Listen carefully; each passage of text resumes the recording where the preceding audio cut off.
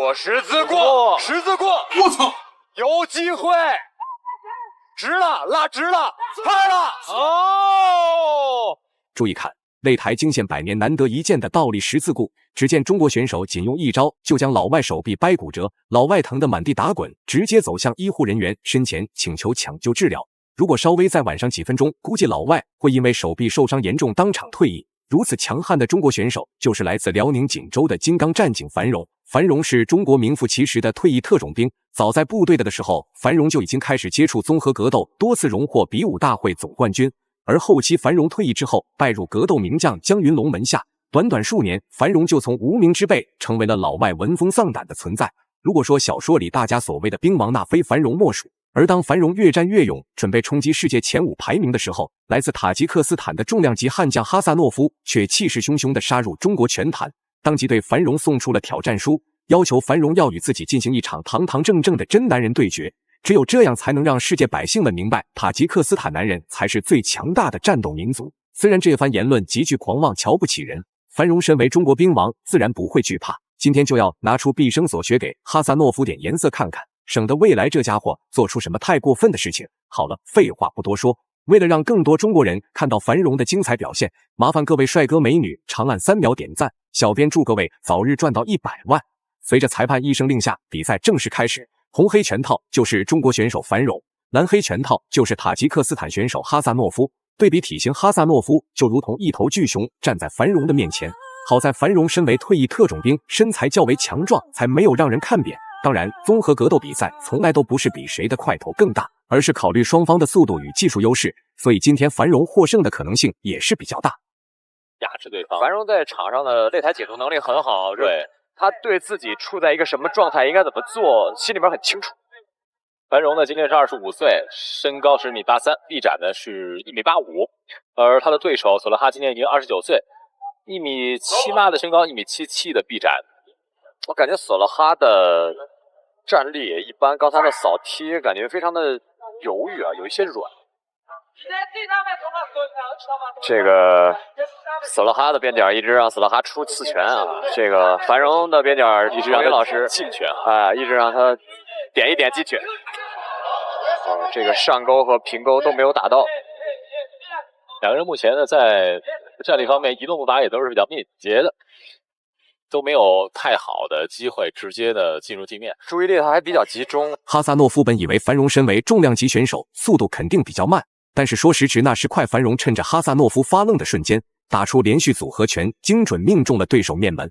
而为了更好的获胜，樊荣甚至将手臂伸进了哈萨诺夫的脖子处，打算一举通过断头台终结对手，拿下胜利。对此，哈萨诺夫只能硬着头皮将樊荣向擂台挤压。毕竟重量级比赛不同于其他比赛，如果一旦让樊荣断头台成型，短短几秒就可以结束战斗。所以，与其被动挨打，不如主动出击。只要能够在中国选手的手臂追击下存活，就是最大的胜利。樊荣做了身体3角，脚上的扣搭好了，但这个裸脚应该没了。樊荣的左手不能抽啊，对。好，拿背了。刚才是其实差一点掉了，哎，又一次进去，这个不行，没有，行，太浅。樊荣要调整一下自己胯部的位置。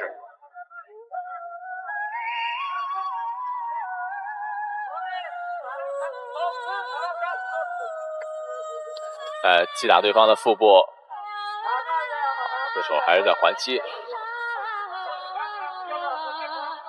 现在对方是这个位置并不是非常的正，所以樊荣的手有点不够。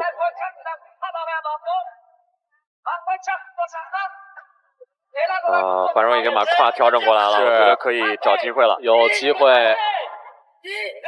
虽然此时此刻的樊荣被哈萨诺夫压制在身下，不过这并不能代表樊荣彻底失去了比赛主导权，因为樊荣的手臂一直在向哈萨诺夫脖子处延展，只要机会合适，必定会再次施展背后断头太完成降服的目标。不过双方体型都太过庞大，自然哈萨诺夫的脖子更为短小一些，樊荣就算想尽办法也无法做到完全锁住。如此发展下去，只会让樊荣体力消耗太快，而错失很多进攻机会。其实是差了一点儿，对，这手臂这就不够，差一点的时候这角度就少了，臂臂差一截儿。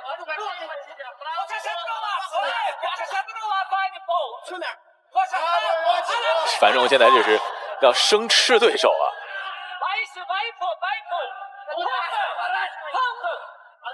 不断的给对手砸击啊，然后破坏的节奏，然后找着机会就开始往里打口。繁荣这个时候应该常规来说应该是往自己的一侧去倒。如果对方把体重放在你身上是不容易的啊！骑乘被对方翻了，被翻了，踢开，哇！地面砸拳。我刚才那个地面砸拳，我感觉一身冷汗啊！真是啊！比赛来到第2回合，首回合2位选手只是初步试探，并未使出全力。但是就算这样，哈萨诺夫也见识到了金刚战警繁荣的可怕之处，因为繁荣的体力不仅没有太大的消耗，相反，繁荣还加快脚下步伐移动来进行对峙。不得已的哈萨诺夫所能想象最好的办法就是地面缠斗，毕竟战力不占优势，随时面临 KO 的风险。这样来到地面缠斗，才能寻找逆风翻盘的机会。繁荣中了。反正后手抡的太大了，这个繁荣棒，哎，被对方顶倒了。繁荣要怎么做？好，要做对方的左手了。哦，对方是有一没有空间，对，搭在这个圈上的，没空间了。好，还是要做，繁荣可能还是要做。繁荣在场上打，我发现他也是一特执着的人。对，就选择完之后必须得尝试有点效果啊。对，必须得尝试，必须得有效果。这个太靠龙边了，那要回到同一个位置来打了。咱们要回到同一个位置来打了，那这样。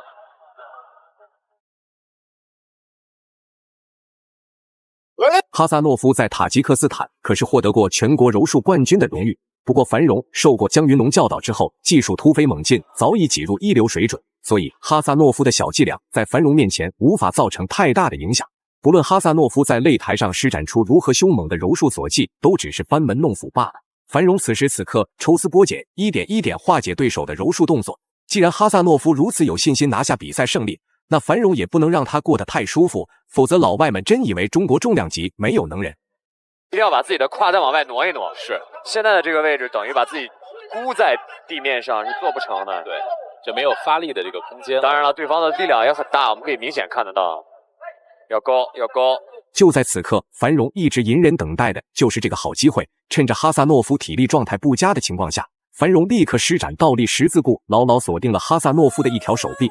此时此刻，哈萨诺夫面临着一个特别危险的情况，要么是手臂被掰断输掉今天的比赛，要么是忍着疼痛将繁荣举起来猛砸地面挣脱束缚。可是繁荣的体重可不是其他选手能轻易碰瓷的。很快，繁荣的十字固已经成型，哈萨诺夫回天乏术，只能连忙拍手投降认输。艰苦艰难的地面缠斗，繁荣手臂十字固降服对手获胜。哇，没想到，对，我们看到这索罗哈在一个压制的状态，但是最后繁荣找到机会，直接一个十字。